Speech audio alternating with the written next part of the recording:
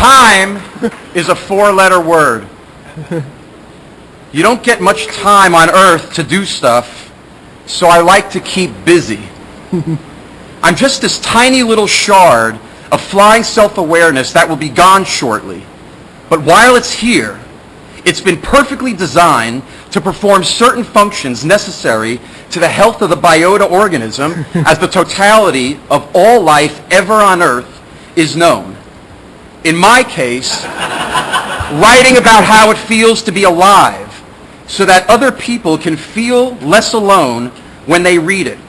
It seems painful and insane, but that must be the point. We're here to feel things. I've been spending 13 hours a day, 7 days a week doing this stuff to the point where I'm living in fiction. If I want something to look at, I draw it. If I want music to listen to, I create it. If I want something to read, I write it.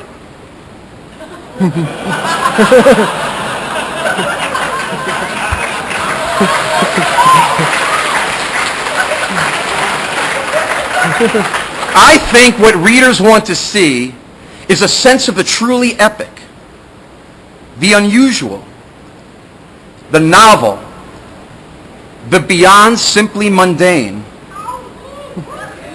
Whenever I do a new comic, I try to immerse myself in the special qualities of that book. I like to go inside these long-running universes and collaborate with the characters who live there on the types of stories they want to appear in. The idea behind all of my comics is to give these supermen a template to say, okay, you're a superhuman, and maybe it feels a little like this. I've tried really hard as one of the last of the human beings to think what it might be like in your world. What if all the Batman adventures from the 1930s until now were all part of one guy's life? We kind of get to have our cake with all the different versions of Batman being facets of one man. I'm trying to push Batman to the limit, to take him to emotional and physical places he's never been before, so we can really see how strong he is. Why was Superman created? What kind of imaginative need was being served by that?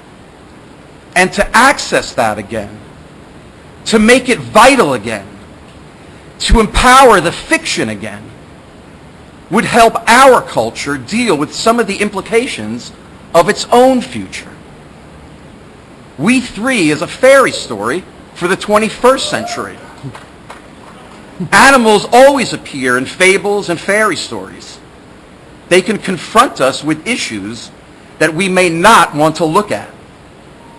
If you look at human foibles from the animal point of view, you see the world slightly differently. Vimanarama is a nice Arabian Nights update, and I guess it does make its little comments about the situation in the Middle East. It's quite ridiculous and quite timely.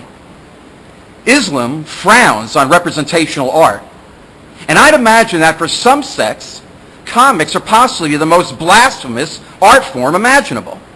Literalism is so rife that nobody seems to be able to deal with symbolic content anymore.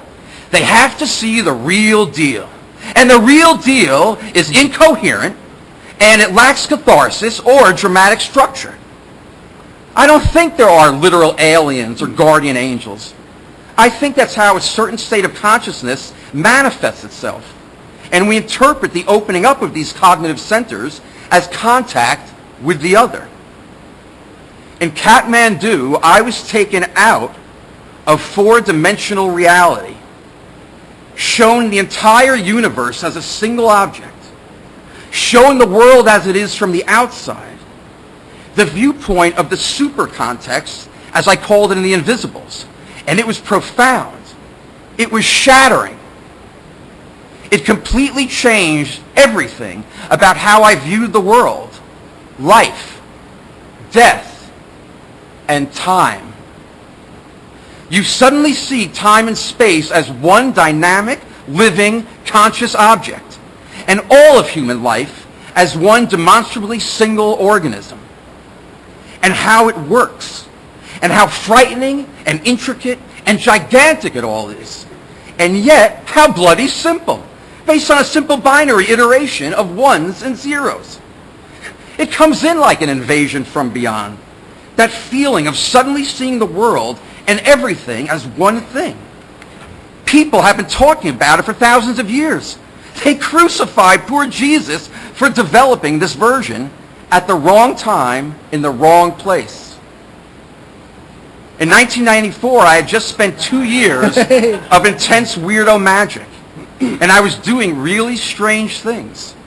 I just kind of split my own head into 5 and allowed my whole body and personality to change. So I just gave them all names and set them to do their work. I'd started writing The Invisibles as a little rebel, as a left-winger from a very poor, radical bohemian background. I hated the government and I hated the police, and I was a rebel against all forms of authority.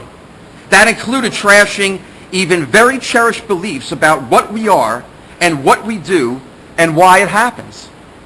Previously, I believed that there were good people and there were bad people, that it was freedom versus repression, that in fact, even the bad people weren't really bad once you got to know them and found out their sense of humor. I was quite wrong about that, and much more naive and optimistic about life than I realized. The problem of evil had to be considered. The Invisible comes to the conclusion that the bad guys are us.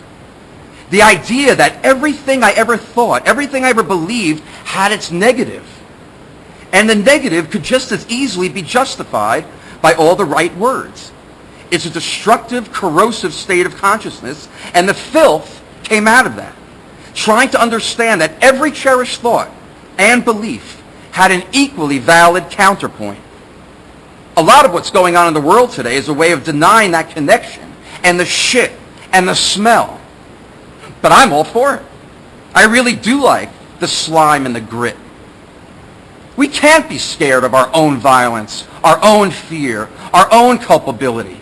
We have to recognize these demons when they arise and utilize the formulas to dispatch them, which is what magic does. Magic is the dawning understanding of how all things fit together. We're very good at making insubstantial ideas into physical artifacts or systems of conduct, which is magic, of course, humanity's greatest skill. So be beautiful and seductive so that culture wants to eat you up. Be just like a prion, an unstoppable replicating germ in the guts of the body politic. Be the little pill that culture swallows, the drug that changes everything and forces new vision. Be the infection that brings shamanic crisis. Be the loving poison that things as they are cannot recover from. Be the holy guardian angel. I don't think I'm that different from other people, except I've chosen to use myself as a laboratory. All I've got to offer is my experience as a human being in the world. That is my karma. I just get all my karma on the page. I'm not a guru. I don't fucking know.